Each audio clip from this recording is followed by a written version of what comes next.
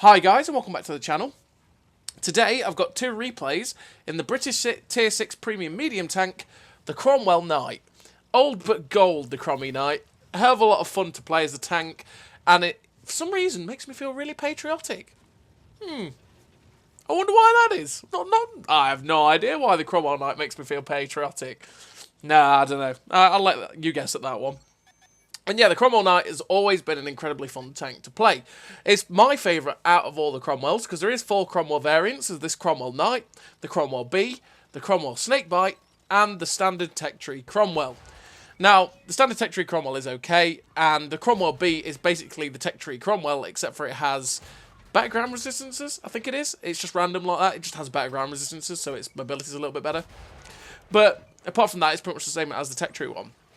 This Cromwell Knight has some small differences to it, composed to the Cromwell B and the standard Cromwell. And actually, the differences is what makes me prefer this tank over those two. Because this tank sacrifices accuracy. So the standard accuracy of a Cromwell Knight, or should I say, the standard accuracy of a standard Cromwell and the Cromwell B is 0.36 accuracy. But the accuracy of the Cromwell Knight is 0.4. That's way worse. 0.4 accuracy is not good. And you might be going, well, why do you prefer the Cromwell Knight because of that? Well, because it gives up the accuracy to have a 1.9 second aim time, I think it is. It has 1.9 second aim time, whereas the Cromwell B has a 2.3 second aim time. And trust me, the difference between 2.3 second aim time and 1.9 is massive. That aim time difference is huge. And especially when it was pre-6.0, a lot of the time when I've played this tank, it made a massive difference. Because the Cromwell B, I always felt like I was aiming for ages with it. Because it'd have a massive bloom, it had 2.3 seconds aim time, I'd aim for ages and miss my shot anyway, and I'd get frustrated with it. Whereas the Cromwell Knight has bad accuracy, but it aimed in really quickly. So I'd probably miss just as many shots, but I wasn't as annoyed. And that's because 0.4 accuracy, I kind of expected it. But not just that, if I was going to miss, at least I was aimed in quicker and I wasn't sitting there for ages and then still missing anyway. So I always preferred this tank to the Cromwell being standard Cromwell generally. And which is why I always memed with the derp gun on the standard Cromwell, because it was just more fun to me that way to have that sort of meme. But yeah, that extra aim time instead of the accuracy is absolutely fabulous on the Cromwell Knight, which is the whole reason I prefer it to the others. And it's a really fun tank. The other thing it actually has that's different to the other two as well, which is actually kind of crazy, is its accuracy during turret rotation. So its accuracy during turret rotation is 1.97 meters, which is not that good, but if you actually compare it to the other Cromwells, the other Cromwells have 2.76 accuracy during turret rotation, which is why the gun blooms so bloody much for them. So it makes a huge difference to your accuracy and how long you have to wait to aim. And yeah, it just made the gun handling, even though the gun handling is technically worse, it made it far nicer and far better to use on this tank. And I just love the tank generally. It's generally quite a lot of fun at tier 6. So in terms of a crew on the Cromwell Knight, same as I'd run on a Cromwell, I run Born Leader, Rapid Reload, Sixth Sense, Situational Awareness, Camouflage Expertise, Muffled Shot, Steady Aim, Snapshot, Run and Gun. The gun perks to make my gun accuracy as good as possible, because like I say, you don't get to run vert stabs on this tank, so I want to make my gun as good as humanly possible, because it can be troll with the 0.4 accuracy, same as the even 0.36 on the Cromwell, it can still be really troll.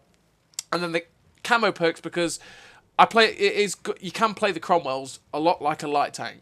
So I make sure I've got better camo with the camouflage expertise, and depending on which crew I have on hand, I'll either run muffled shot or I'll run silent driving. Silent driving is actually probably better for the Cromwell Knight, because you make your camo 55% better while on the move, which you're on the move a lot in the Cromwells, so you want to make it generally better. And in terms of equipment, I run camo net, optics and vents. So we ended up finishing that game with 3 kills, 2.8k damage to Ace Tanker, Brothers in Arms, Confederate, High Caliber, 1778 base XP. Really nice game for the Cromwell Knight there, and a nice platoon game for the 2 Cromwells. And yeah, so I run vents and optics because I want to make everything about my tank better with the vents, and I want to make my view range better so I can play it a bit more like a scout and play those aggressive spots. as well as having the camo net to make my camo even filthier, so that again I can stay unspotted for as long as possible and play more like a light tank quite a lot of the time. And you might be going, well, you don't run a gun rammer, and that's because, yeah, the reload is fast. As you see, it's a 3.1 second reload, and there's a lot of the time where you want to be fully aiming with the shots, and especially this is especially true of the Cromwell B more than the Cromwell Knight, where there's a lot of the time where you just won't be aimed in before you're reloaded. So it's kind of like there's DPM and then there's effective DPM. So I'm not really getting to fire my gun at the same time that I'm reloaded. There's times like you're going to see in this replay where you do get, you know, that time where you're having to just keep firing and firing and firing, and it would be nice to have that slightly better reload.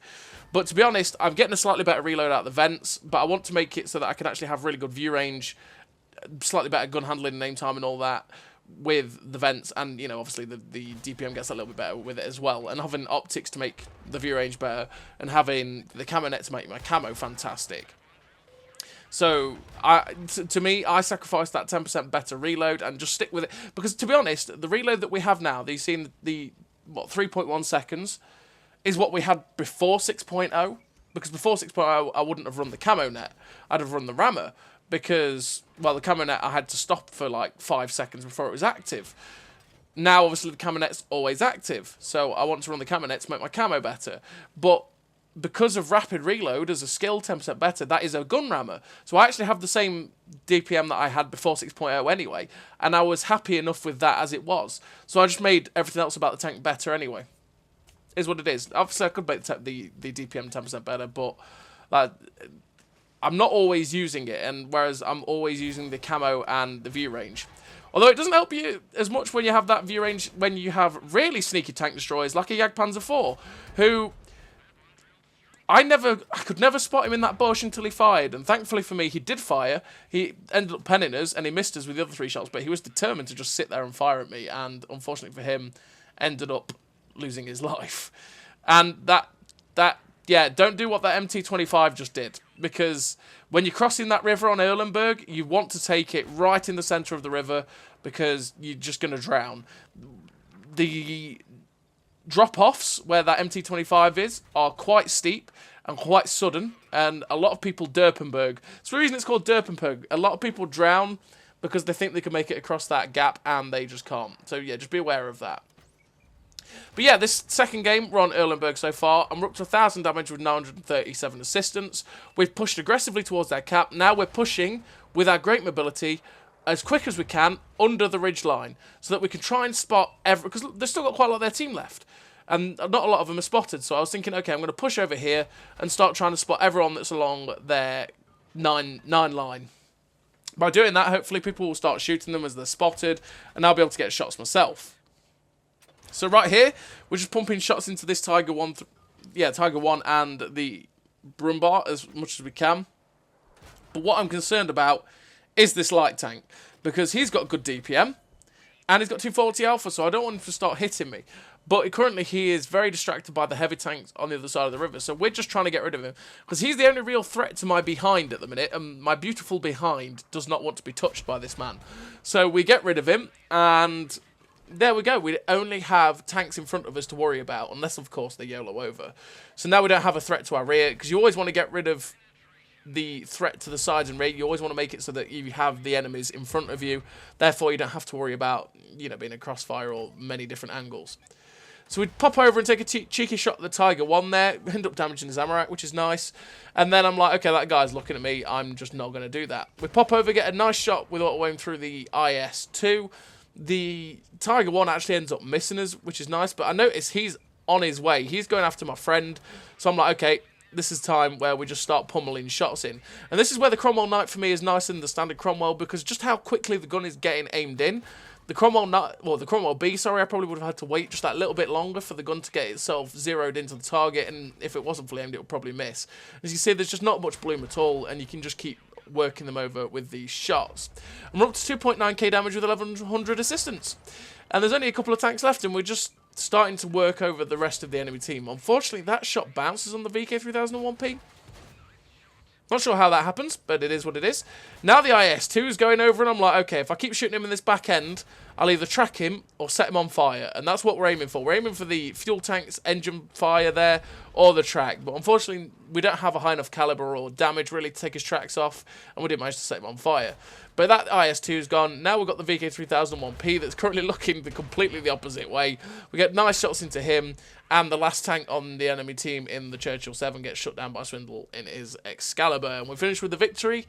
The 3 kills, nearly 3.7k damage, 1500 assistance. Brothers in Arms again, Ace Tanker, Confederate, High Caliber. 2.3, nearly 2.4k base XP. A really great game for the Cromwell Knight. A tank that makes me feel very patriotic when I play it. And honestly, an absolutely fantastic tank. A tank that is old, but very gold. It is, like I say, it does have differences to the Cromwell B. The Cromwell B and the Cromwell Knight aren't the same tank. They do have that slight difference to the accuracy and aim times and dispersions. And the Cromwell Knight, for me, is my favourite out of the two. So as always, everybody, thank you very much for watching. I'll see you next time.